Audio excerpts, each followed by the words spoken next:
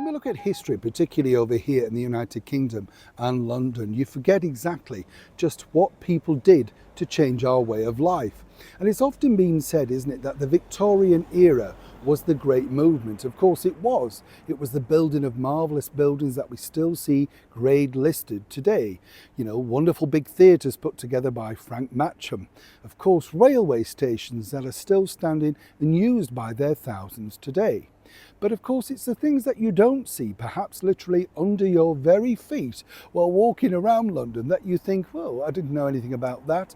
And I'm not, of course, just talking to the splendour, the structure, and really the brilliance of the London Underground, or the Tube as it's known sometimes around the world. But as ever, you know, what was fascinating about this particular situation was, well, it always takes somebody of some greater power to make sure that this really, well, comes into its own. And as ever, some might say it always has a touch of royalty, simply because, well, the royals certainly didn't like the smell of this.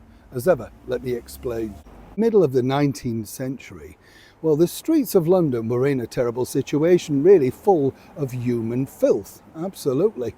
And what was difficult was, really, for centuries, the city had depended on, well, night soil collectors to empty local cesspits, a huge problem, while the waste was often then thrown directly into the street or the streams or the River Thames. Old rivers like the Fleet and, of course, the Tyburn became, well, open sewers. And most of all, really, the problem was the smell eventually ended up in the very Thames and in the very heart of London. Now, a source of water was also used from the Thames. Can you imagine? So you're drinking and washing in the very same water. The pivotal moment really was the summer of 1858, so the Great Stink.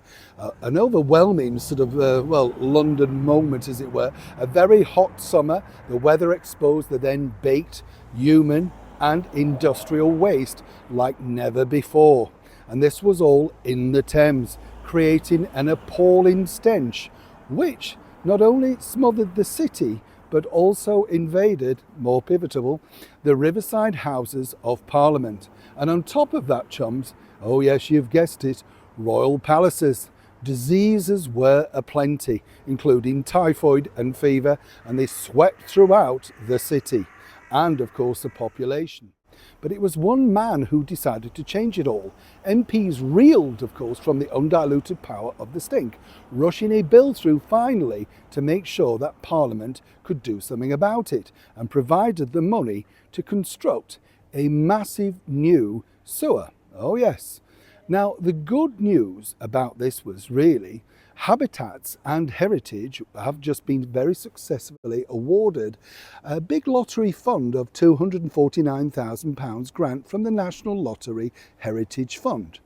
And this is going to restore the mausoleum, the magnificent mausoleum Grade 2 listed structure of course, Joseph Bazalgette. Finally, Historic England have decided that it was at risk, and now the plans are to completely put it back to the splendour that it should be. And finally, Joseph Bazalgette, alongside many other things, well, they'll be able to celebrate him in his rightful place.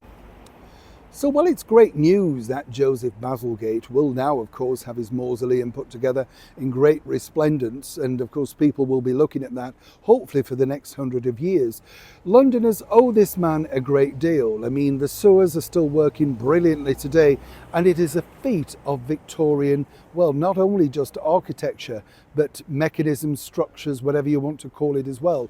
The man basically was a genius. But as I said, what was really interesting at the start of this video, it always really goes down to the fact that once that terrible situation, the stench in London that had not only just overpowered Parliament, you know what I'm saying, finally when it bothers them, and more importantly, when it got to Buckingham Palace, and the Queen decided that she would have to either keep over in Windsor for the foreseeable future until London could be cleaned up, or indeed winter set upon it, well then they decided to finally do something. The Queen, of course, was a big fan of Mr. Bazalgette, as you can imagine, simply because she held him in such great esteem for, well, changing the way that Londoners were able to live. But what is fascinating when you look at the bigger picture also is the fact that, as I said, once it had reached Buckingham Palace, she was concerned about her own health, her staff health, and of course visiting dignitaries. I mean, she said, I can't open a window, the stench is unbearable. And of course, once it gets next to the rich and powerful, things start to change. As I often say here, chums, nothing ever truly changes, does it? It's just that really the people and the time and the year moves on. Finally, of course, Queen Victoria, many say, got rid of the great stink of London. Neil Sean in the very heart of London.